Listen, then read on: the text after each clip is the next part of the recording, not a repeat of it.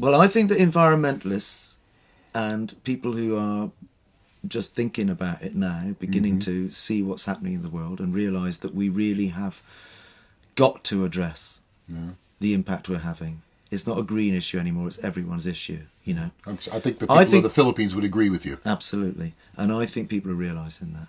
But I think what everyone has to, we have to fight now over what environmental means.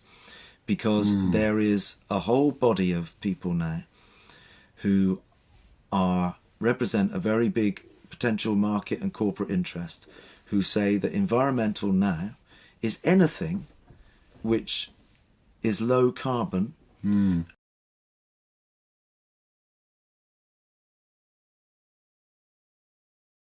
I think that what's happened is that capitalism, the system we have now, has been relying on very cheap energy for a long time without worrying about the consequences.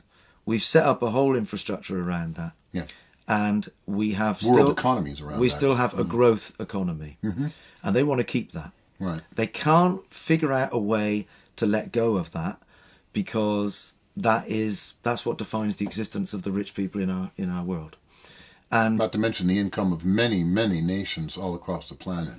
Most of the oil-producing companies in the Middle East, the Russian oil and gas, the South American, the American. So we have to decide now whether the old paradigm, the way we've been approaching the economy for the last 200 years, a fossil-fueled economy, an economy which is really about putting all the energy into big production and then selling any kind of crap you can sell anywhere on the planet.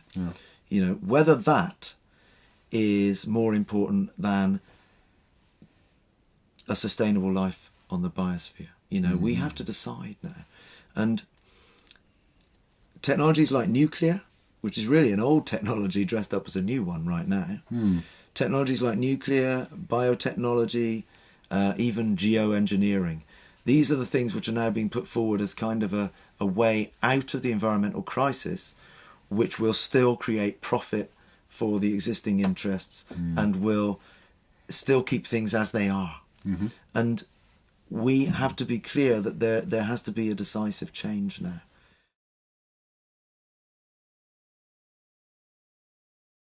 Here are the companies who build nuclear power stations. Here are the big construction companies who want contracts. Here is the demands to make sure the lights stay on, which all the energy is saying. All the companies are saying we need to make sure. You know, the CBI and all the rest of it.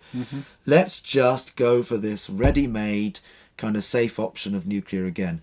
But another underlying thing about it, I think, is that it is a profoundly undemocratic way of producing power.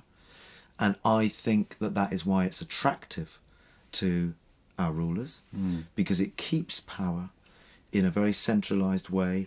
It is not, as I said, you cannot take over a nuclear power station. You cannot decide to walk away from it.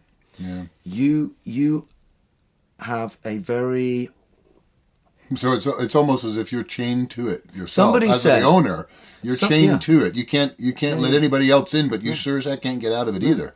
And somebody said in a comment thread on an article in The Guardian, a really interesting little comment, which I thought was very apt, which was, nuclear power is the energy generation method of choice for fascism. And it's not that fascism, right? Okay. It's not that we are in a fascist state, but it certainly suits totalitarian regimes. Right.